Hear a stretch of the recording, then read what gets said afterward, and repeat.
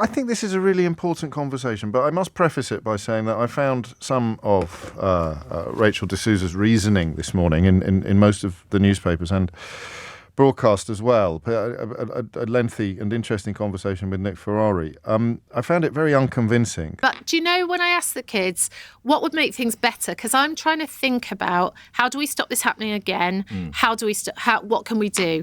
They talked about as working class kids not been listened to. They talked about living in poverty. They talked about not having anywhere to go or anything to do. And they talked about being treated more harshly than others. Yeah. Now, I don't necessarily... necessarily... excuse to throw rocks through windows, though, does it? Because we've had... It absolutely doesn't. Right. But do you know what it does do? Go ahead. I think it gives us the responsibility to try to build community and make their lives better. We need proper child-friendly policing.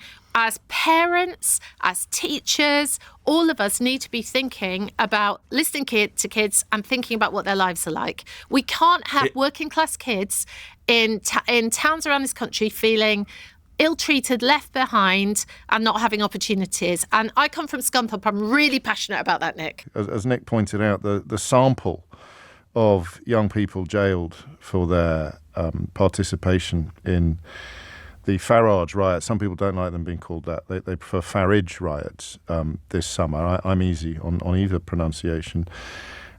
Shouldn't be followed around by their criminal records. I just couldn't help thinking, she's only spoken to a tiny or a smallish proportion of people who wanted to speak to the Children's Commissioner, which I'd have thought was quite a self-selecting sample.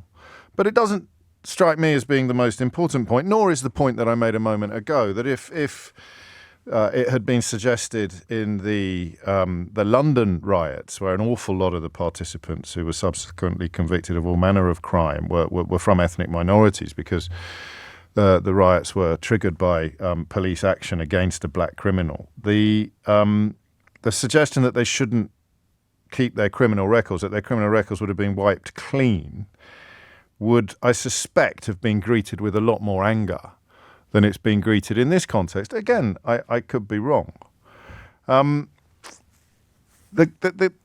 thing that struck me the most after the horror of the race baiting and the false claims about the Southport killer that prompted the worst kinds of riot, the thing that struck me the most was actually the attacks on the police.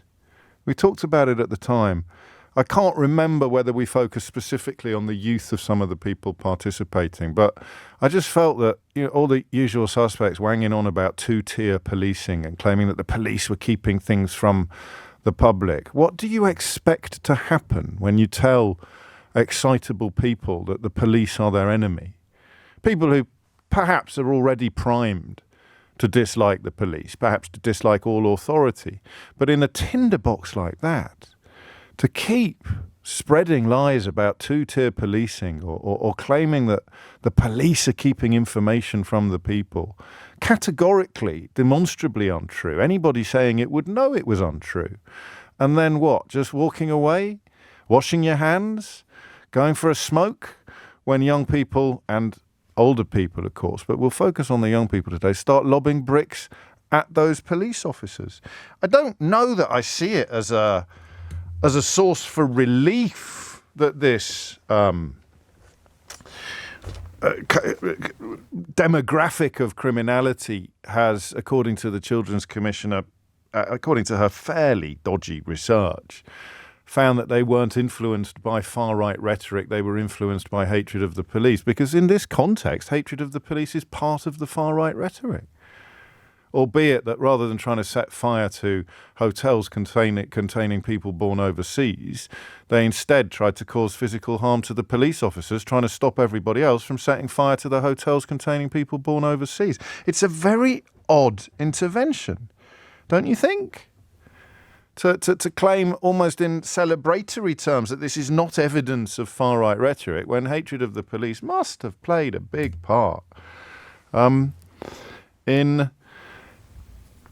must have been contributed to by all the lies which came largely from far-right characters, both online and in politics now in this country. All the lies about two-tier policing. And what does that do if it doesn't engender in impressionable minds the idea that the police are the problem and then people end up attacking the police, and somehow it's not a consequence of the people who've portrayed the police as the problem. But it doesn't mean that she's wrong, even if, as I do, you feel that making suggestions like this in the context of our right-wing media, when the majority of the miscreants, the majority of the criminals were black, to suggest that their criminal records shouldn't follow them around would have been greeted differently. It would not necessarily have been wrong. If you use words like impulsive or bored, then you get a very different picture from sort of the pogrom element of the Farage riots that was present for many of the adults there. We know that they were motivated by, very carefully cultivated and very deliberately cultivated over years, not just the days surrounding those crimes, race-based hatred. So I don't know that it is wrong for her to suggest that impulsivity as a teenager deserves a little bit more clemency. This is quite interesting, isn't it? We may come at this from some slightly surprising angles. I'm already thinking how annoying it is that I've forgotten the technical term for what we learned about yesterday when we were talking to the author Lawrence Rees about his book about the Nazi mind. But it's the fact that the brain, is it the amygdala? I'm going to sound stupid now. I'm going to sound like a broken Scrabble board. Or if I've just ran... amygdala? But it doesn't stop forming until you're 25. So one of the reasons why Hitler was so successful among under 25s was because they were more susceptible to prioritizing feelings over facts. So if you frighten someone and then keep frightening them or enraging them, whatever word, terrorizing them, whatever word you prefer, before their brain can kick in and start rationalizing the threat and saying, no, you've got nothing to be frightened of, then you sort of, people are more susceptible to signing up for the whole package of ideology. So the under 25s are incredibly fertile ground for Hitler, partly because their brain had not fully developed. And that plays into this story, doesn't it? I mean, there's nothing in law that recognizes 25 as a threshold. It's amygdala. Thank you. Amygdala. I'm now going to get 200 messages. Some of Kevin has even done it phonetically for me because he knows me so well. Amygdala. 16 and 18 are thresholds. 21 used to be, but nobody ever says you're 24 years old, you can't be held fully responsible for your actions. Your inner chimp is how James describes it. I think I called it lizard brain yesterday, but I prefer inner chimp. That's lovely. Reminds me of that remarkable new Robbie Williams film that we should probably talk about at some point. So here's what she said. They're children. It feels hard to think a 14-year-old who has served an 8-month sentence for throwing a stone and been really stupid would carry that conviction on their record for the rest of their life. So I hope that we can think of how they can make reparation, but also let these children have a life going forward. She specifies, or rather distinguishes, between that kind of crime.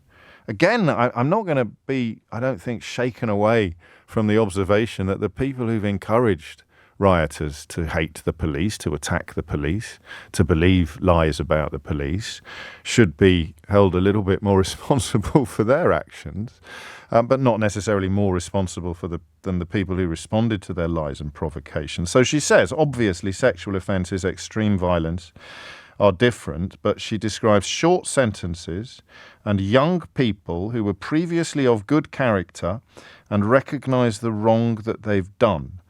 We wouldn't want to see their ability to get a job and work and be successful adults blighted.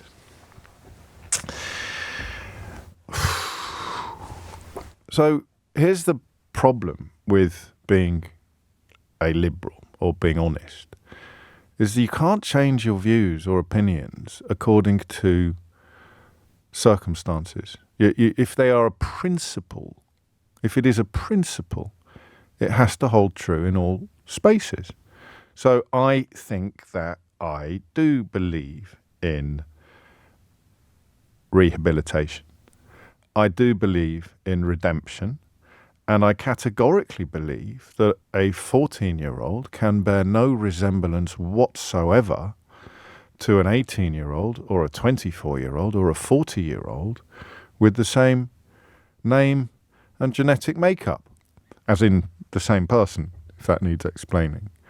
But I don't know, in terms as clear as I normally manage at 10 o'clock in the morning or 3 minutes after 10 in the morning, I don't quite know how that principle provides detail. I think if I were hiring a producer, would I want to know if they'd thrown a rock at the police when they were 14? Would it have any influence whatsoever on their ability to be a trusted and valued colleague?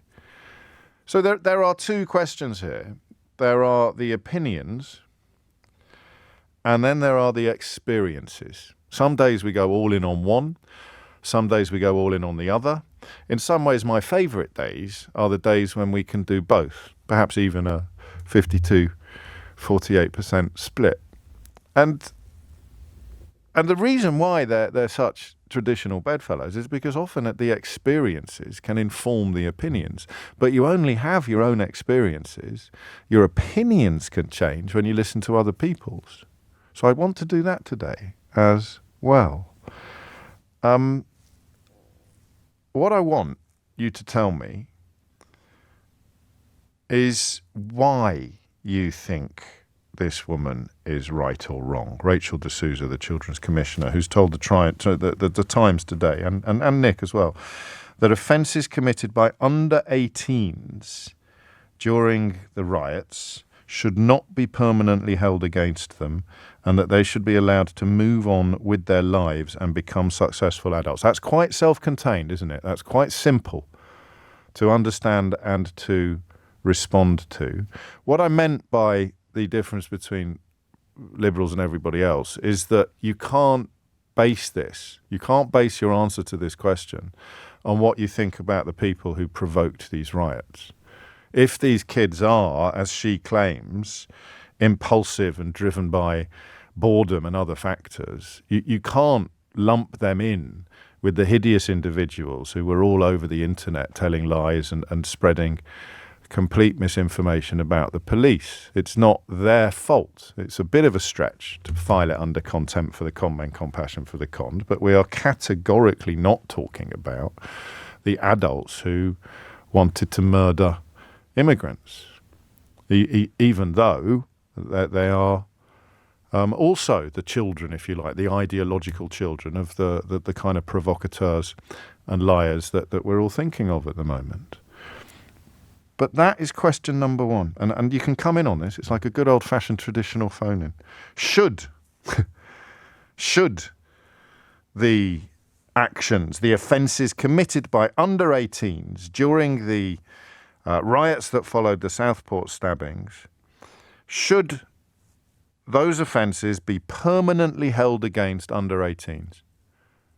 0345 6060 973 is the number that you need. Should it be the case that they get to wipe the slate clean in the event of them having proved proper remorse, and again we can have a conversation about how you do that, or should it be as it is now, and that you can be followed around by this kind of behaviour for the rest of your life? Here's the tricky bit, right? Here is the tricky bit.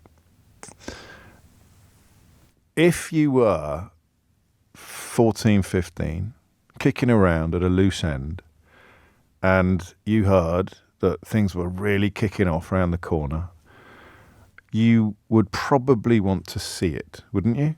You probably please be honest with me, all right? I'm trying to think through, although I'm so old, it's hard to remember. Someone had to correct my age yesterday. I said I was 52. I got 10 texts saying, no, mate, you're 53 now. You would want to go, if you're living at home, you've not got a lot on. Someone says, there's a massive riot outside the Holiday Inn, or there's a massive riot down by the shopping centre. I think you'd be out of there like a bat out of hell. And then you get there, and you're not a follower of any of the far-right ghouls on social media. You're not particularly politically engaged. You're a kid out at night watching something that you've never seen before, and then you see someone just start throwing stuff at the police line. And you think, and then you join in. You don't write a bloody essay about it. You don't have a long, hard think about, you do something really, really stupid in a nanosecond. And if you want to tell me that you would never, ever have done something really stupid in a nanosecond when you were 14 or 15 or 16, I'm not sure I would believe you. Not if you're claiming 100% certainty. And then you come back to the question. You may have been egged on by adults. I mean, actually in the moment, not the ones posting misinformation online. And then you come back to the question of whether that should follow them around forever.